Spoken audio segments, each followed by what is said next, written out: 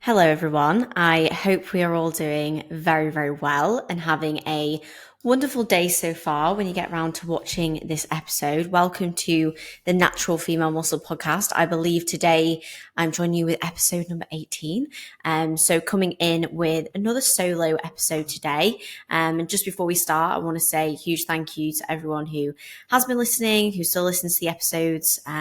Again, just appreciate it so much. And if you can subscribe, rate, follow, share, it does mean so much. So if you can do that, that would be wicked. And yeah, just a huge, huge thank you for listening along. So today I am coming in, like I said, with another solo episode. Main reason being that as of Tuesday, so I'm recording this on Saturday the 8th. On Tuesday the 11th, we are flying out to the States. So we're going over to the US. Reasoning why we're going over is because AJ's client, Josh, is competing in the Muscle Mayhem in Sacramento in California. So we're going over for what is actually I think it's only 5 days that we're actually there. But because of the travel and everything, it's like a full day's travel there. And then it's 2 days travel getting back because of the connecting flights and everything like that. So we've got a big trip up ahead. And I thought that this was a good opportunity for me to get in a solo episode because I don't want to go too long without putting episodes out there for those that want to listen to them. And two, just because it's a good topic to talk about, actually. I thought I could have a little bit of a ramble about traveling and how to manage travel whilst being a bodybuilder, because it's ultimately very different. Any sort of athlete has things they have to manage, but bodybuilding is such an interesting sport because it's literally all about our day-to-day life. It's so different to other sports that maybe you could do recreationally where you just have sessions or training sessions or things you have to do. Bodybuilding is constant, it's eating, sleeping, drinking, all of these things it encompasses every hour, every minute of the day, pretty much. Not in a consuming way, but obviously it has its influence. So making sure that we're managing things well when we go away is definitely important. But I will kind of, preface on this with this episode. I'm going to mainly talk about managing travel and tips for travel, with the context that you are trying to still be kind of consistent over these periods. So I'm going to talk about scenarios where, either you just simply want to be consistent over that travel period, or you need to be. So for me in my current situation, is I'm sure if you've followed along with, the process on MBW, or even on Instagram, I've just finished a 12-week mini diet. So that means that, those diets, as I spoke about in a previous episode, one of the main benefits of them is that you create a launch pad for you to then go into a really good productive growing phase following on from that. So the one thing that you don't really want to do is just have a week or two, let's say, where you then completely kind of go off the chart and then that next growing phase is really interrupted. I always think that when you look at a prep or when you look at a diet, add on 2 to 4 weeks on that where you're still viewing it like a diet or still viewing it like a prep, because it will pay you huge dividends going into the next phase. And that always comes in relation to your goals and how you want to treat things. But I think that when you're wanting to ultimately get the most out of those situations, that's kind of how you want to view it.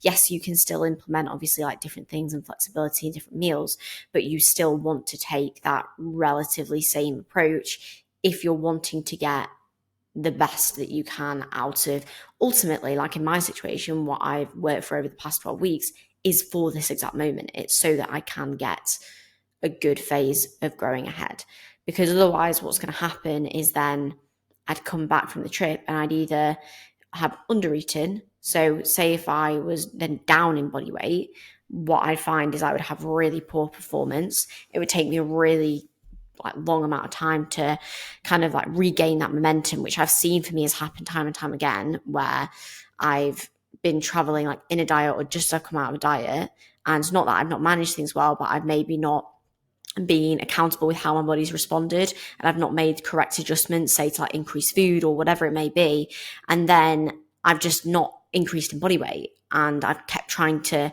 stay on top of my usual training. And then I come back and I'm like, oh my God, my body has just run away from me. And then I lose a time period of progressing.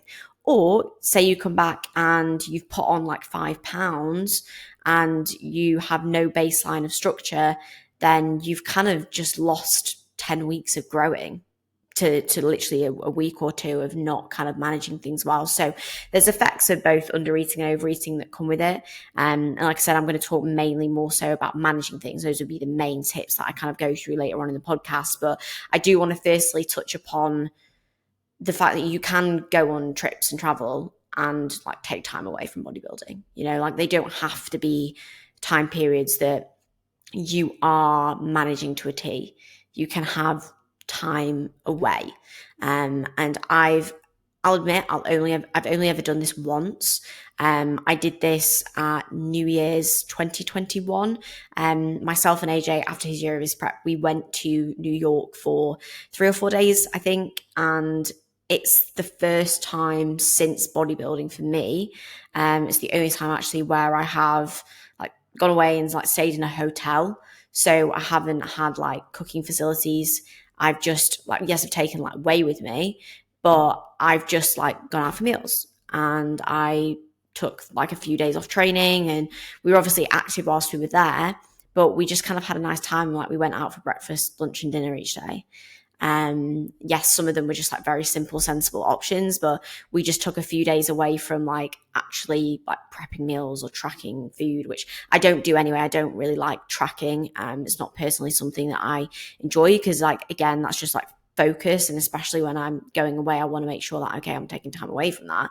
And it genuinely had no effect on my progress. If anything, it had a positive effect. I came back from that trip the same body weight, but I was mentally so much more refreshed. So that's kind of like an example of like, you can still go on trips at points, especially let's say in the middle of like a growing phase, where you can switch off. Like you can just switch off. You can take some time away from training. You can take some time away from prepping your meals for, I'd say anywhere from a few days to a week or so. Like it's really not going to be detrimental. And especially when you're somebody who, for the most part, is like really, really on it, you know what you're eating anyway.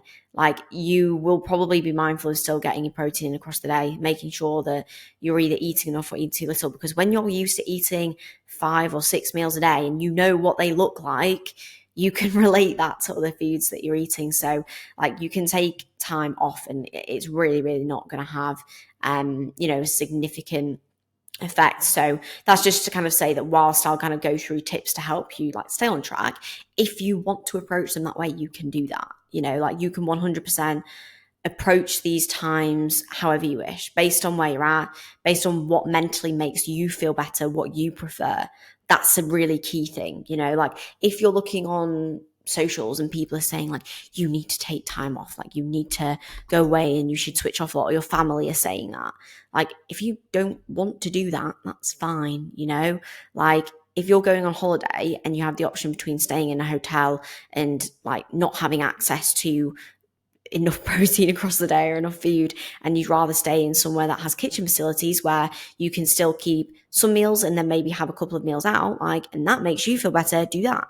You can do whatever you kind of want in that phase. Also relating to obviously like what you need, maybe based on where you're at in your bodybuilding journey, like what's actually going to benefit you. But, there's no right or wrong really here. But I think that regardless, as I just mentioned, still having some idea of maintaining structure and maintaining mindfulness is still beneficial for you and for most people. Like unless you are genetically, unless you know that you really aren't going to see an effect from eating a load of crap food for a week or two, or from not training or not being active for a really long period of time, which I've seen like some people can do that and it doesn't have much of an effect at all. And that's amazing. Like if you know that you can do that, don't let anybody tell you otherwise, if that makes you happy. But in some circumstances, it will have a negative effect. Like if you go away and you don't track your food for a given amount of time, you don't train for a long period of time, you're going to really struggle to regain your momentum when you come back. And you may see that you actually experience a bit of atrophy, or you may see that you put on a lot of body fat, so actually being able to manage that based on your circumstance is very, very important. So like, as I've already mentioned, the reason why it's important: under eating can have its effect, overeating can have its effect. When you come back home, you could be very deflated, very under recovered, and it can take a really long period of time for you to regain that momentum.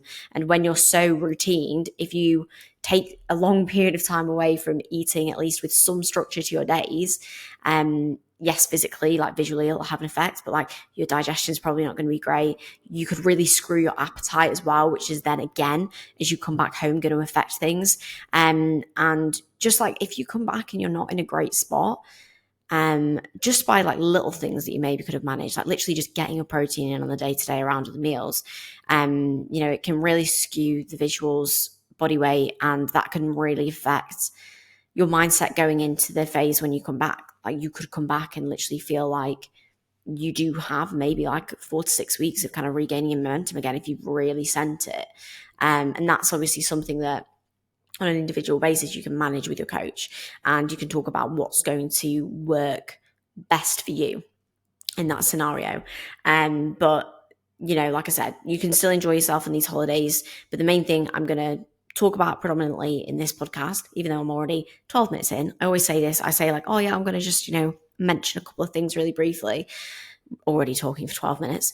I'm going to touch upon now like tips and advice for actually wanting to like prepare and stay on top of things as best as possible, whether this be just out of preference, whether it be for a need, depending on, coming out of a diet, being in a prep, being in a diet. I'm going to talk about this now. So first things first, we're going to start at the beginning of the traveling process. And this is often the biggest thing that people worry about, is like the actual journey itself. So it's like the actual journey with you going to the airport, getting a flight, going to a foreign country, having to go through all of that, or whether you're in the train, in the car, whatever it is. That's often the biggest thing that people worry about. Like, how am I gonna stay on plan? Like, what am I gonna do because I'm traveling? Well, the biggest key to this, and this is with all of this, is you plan in advance. You get organized and you plan in advance for these things. And honestly, the brutal fact with a lot of these things is that if you want to be organized, you will be organized. Yes, you can pick things on the go, but if you really want to stay on your meals, you can just stay on your meals. You just prep and plan them in advance. And I think that irrelevant of whether you're on a meal plan or macros, you should always plan in advance. Even if you are somebody who does track your macros in day-to-day, prospective planning is really, really important to make sure that you're getting in your totals regardless. But planning your food in advance. I would always recommend like prepping your meals for the duration that you're going to be out of the house until your next location. So when you leave home to go to the airport until you land at your Airbnb, or you at least know, or your hotel, wherever it is, and you at least know you're going to have food, which could even be even longer because you might need to go to the shops when you get there. You might have a lot of things to do. You might have time difference. And there's a lot of things to kind of take into consideration, but prep as many meals as you need to. And I would generally always take 1 or 2 spare meals or spare meal options in case of a delay, in case of an issue, and in case you really need it. Just make sure that you plan those things out in advance. And especially when you're looking at time differences, me and AJ were just having this conversation, and this is what you'll see specifically if you fly to like America, because you're going back in time. Yeah, back in time. Is that correct? I'm trying to work out the time difference, but you basically gain more time. So like it'll be actually more time that's passed, but it'll still be the same day. So it's almost like you have a longer day. So you might get like an additional 8 hours on your day, but then maybe you've only still got 5 meals, but the time still passes, if that makes sense. So sometimes what you find here, obviously, if you're in like a prep, this is where generally you'll probably just push meals until a bit later because you can't really afford to be having the additional calories within that time window. But if you're in like your off season or you're coming out of diet, you may just want to take an additional meal with you because ultimately, like I said, the time is still passing. So even though the time difference has changed, your body is still going through the same 24 hours. So if you need to make sure that you take an additional meal with you, take one with you and make sure that you don't undereat. But that's generally why making sure you prep all your usual meals, but then you also take like 1 or 2 additional meals on top of you is really, really helpful there, because you always want to be more prepared than underprepared. And when it comes to actually preparing your meals, I think a lot of people stress about the things that they can take with them on a flight or take with them to the airport. And the reality is you can take everything. Like, you can take food with you through security. You can take cutlery with you through security. I probably won't take a knife, but fork and spoon, like, you're fine. You can take all of your meals, like pre-cooked meals, are absolutely fine. It's not a problem at all. If you want, take a cooler bag. You can't really put the like the cooler things in, so like the actual things that freeze in the freezer, don't put those in your bag, but you can like pre-cool them and then just put them in your bag as you go. Your food's going to be absolutely fine in your bag for a period of time. The only thing I would actually be careful with is like rice. This is where I see so many people getting like food poisoning. Just make sure that if you're going to cook rice, you cook it in advance, you let it cool, you put it in the fridge. Don't take rice that's been like left out on the side or has been like partly hot and then put in the fridge or whatever it is. Just make sure it's like cooled, and then it will be absolutely fine. But this is generally where I would just make swaps, like make swaps to your food to make it convenient. You know, like if your usual food, and I'll give you a really great example, just go through my day. So I'll be traveling obviously on a rest day. My first meal is usually like frozen berries and whey. I'll just literally take some fruit and a shake. I'll put the shake in a Ziploc bag, which I'll come onto in a minute. My second meal, I'd usually have potato. Potato's not really great when it's been cooked later, so I'll probably just do rice cakes, or I'll do a bagel. My other meals across the day, when I'd have rice, or oats, I'm just going to like swap for simply like a protein source. So like chicken, I'm just going to pre-prep a good few portions of chicken, and I'm going to take some rice cakes and some bagels. Like, they're going to be my carb sources, and then I'll have my fat sources, which are probably just going to be dark chocolate for the day, and then I'll have my protein source, which I'll probably just have my chicken. I'll probably swap out my salmon for chicken and fats, rather than taking salmon on the plane, because that's not going to be very nice after a long period of time.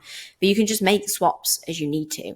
But this is where I would literally just prep all of these things out, have them there, and ultimately, like, I've done this before, you know, say I'm landing in an airport, I look at my chicken that's been in my bag for like 18 hours and it looks like it could make me ill, and it just looks horrible.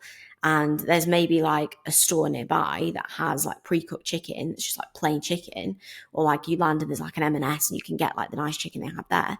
You can swap that. Like, that's fine. It's not a huge issue, but that's then an option that you do have if you need it, rather than having absolutely no plan at all, traveling and then being like, oh, it's actually a lot harder than you thought to actually get the food that's going to be the same as what you'd normally eat, or to meet the macros, or to still keep good quality foods, and then your food just kind of goes down the drain. So just prep in advance.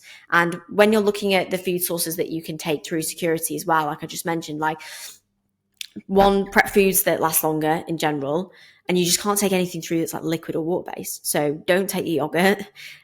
Cream of rice and oats, I generally steer clear of. Although if you like cook them in advance, and like, for example, like your oats are like solid, it's probably fine. But like cream of rice, if it's like liquidy, don't do it. Oats, if they're like liquidy, don't do it, because you'll get it confiscated. But what you can do here, and what you should do, is you can put these things in Ziploc baggies. So take like Ziploc bags or Tupperware, and you can put them in the powder form. That's fine. They're not going to confiscate it from you. If they need to, they will like scan it, and they'll just be like, oh yeah, that's cream of rice. That's just grains of rice. And then they'll let you take it. And then you can always make it in the airport if you want, with some hot water or whatever.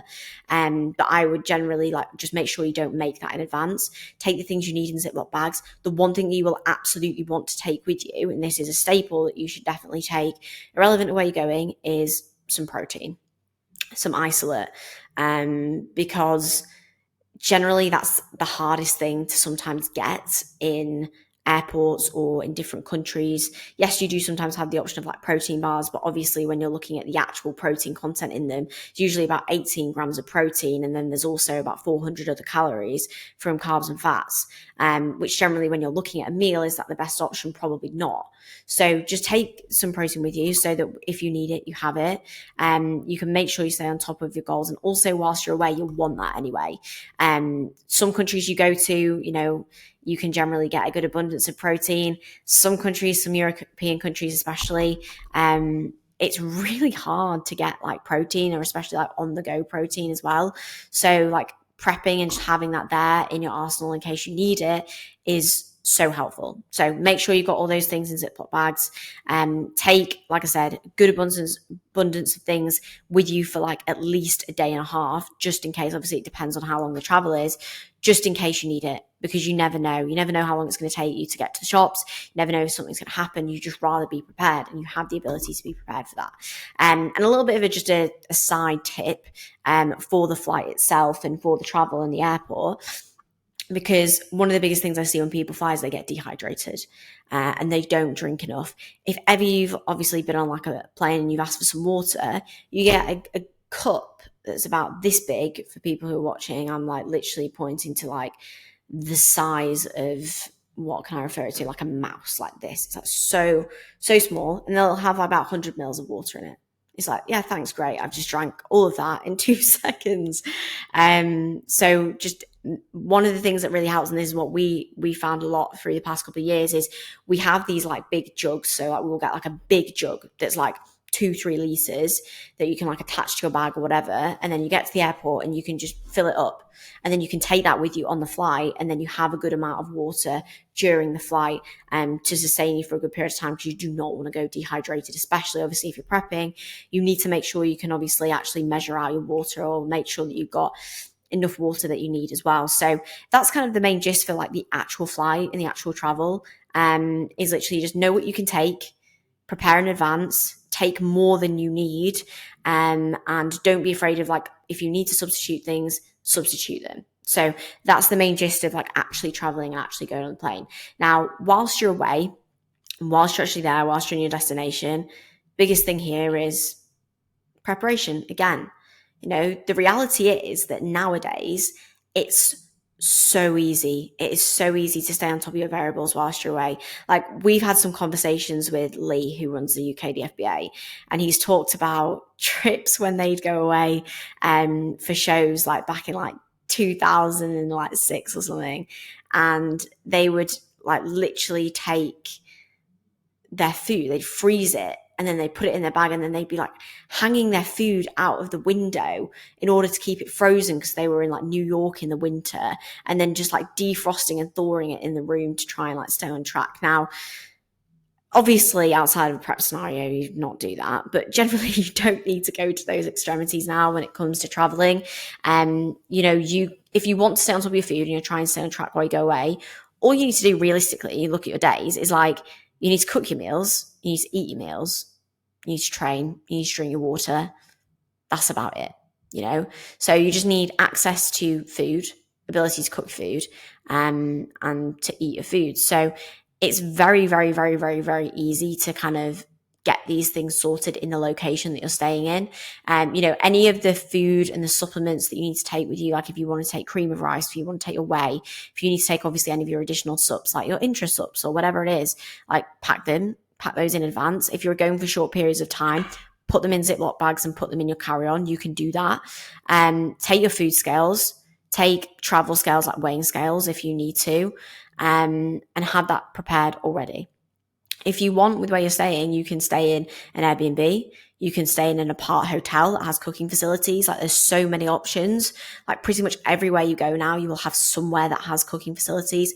Or in the extremities of a prep, or in the extremities of like, because you're obviously not going to do this if you're going away and choosing to just go on holiday and stay in a hotel, you're going to relax. But if you're in a prep scenario and say you're going and staying in the host hotel and you're with a team or whatever it is, you can make do without having cooking facilities in that space. You can literally take like what we did when we went, we took a rice cooker. In a rice cooker, you can cook oats in there. You can obviously cook your rice in there. You can take an air fryer with you. We took an air fryer with us in our suitcase. If you want, you can buy a microwave whilst you're there. I probably wouldn't recommend that because it's a bit of a waste, but you know, you can absolutely make do. You can take little cooking stations with you, little hobs. Like, there's honestly so much that you can do now to stay on track with things when you travel. Especially like, and this is actually where it really helps, is like when a lot of people say, you know, I can't stay on track. If you're in a prep, you'd do it. You would absolutely do it, and you'd find a way. Obviously, you don't have to do that when you're traveling outside those circumstances, but you can make it a lot easier for yourself and still at least stay on top of some things. But of course, the reality is in most situations, you'll probably be going away, staying in a hotel, staying in an Airbnb, and you can absolutely prep all your stuff when you are prepared. And nowadays, things, like I said, you have like Amazon Fresh. Like what we'll be doing when we go to Sacramento is we'll be landing and I'll just Amazon Fresh the food to where we're staying straight away, so that when we get to the house, we have pretty much everything there already for us. And we'll take the food scales with us, we'll have everything sorted, and we'll pretty much be good to go. That's kind of as simple as it is. Or you can find your local supermarket, you can get InstaShop.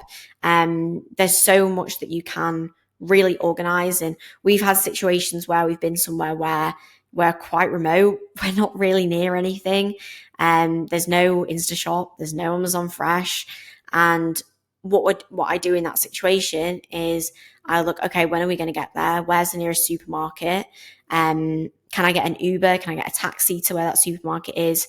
Okay, we'll get there. We'll call an Uber. We'll call a taxi. We'll go to the supermarket. We'll come back and then we'll be able to prep meals from then. Okay, cool. How many hours does that add on? Do we need to take an additional meal with us? Like these things, when you talk about them, like they literally can take 5-10 minutes to just map out, but they'll save you hours of stress. Like that's the reality of it, is like a lot of people, like I've already said, will go, you know, I can't organize this, or I was really stressed and it made it really hard, so I had to do this. And it's like, just give yourself 5-10 minutes to just plan these things out. Like plan out what you need to do, get yourself organized, limit the stress. Because also when we're stressed, like it's so hard to make good decisions. And that's often like the main reason why we like can't maybe stay on top of things whilst we're away, is because we're just not prepared and we're not organized and we're stressed about it. And in the moment, we don't know what to do. So just set yourself like a good plan, execute it, and you'll feel so much better. You'll feel so much better and be able to enjoy the process so much more as well when you know exactly what you need to do. So that's kind of the main like chunk of things when it comes to nutrition and planning those things out. And of course, the travel is the exact same as you come on the way home. I think the other thing to obviously touch on is, of course, just training wise and what you want to do whilst traveling and with training. Now, again, just like I said, with the holidays in general, you know, you can make your choices as to what you want to do here. But of course, option one is deloading. So actually resting or devoluming whilst you're away. This is an option that I do often think is smart, because the reality is that when you're traveling, you sometimes don't realize how much your recovery takes a hit, especially if it's a long travel. If you're doing a short distance travel and it's like, you know, 2-hour flight, like you've probably got no problems. But if you're doing like I think we've got 14 hours maybe of travel, it's a long journey and you forget that sleep's going to drop off. You're going to be stressed because you're moving around a lot. You may be working. If you're still working, you've got a lot more stress from doing the work.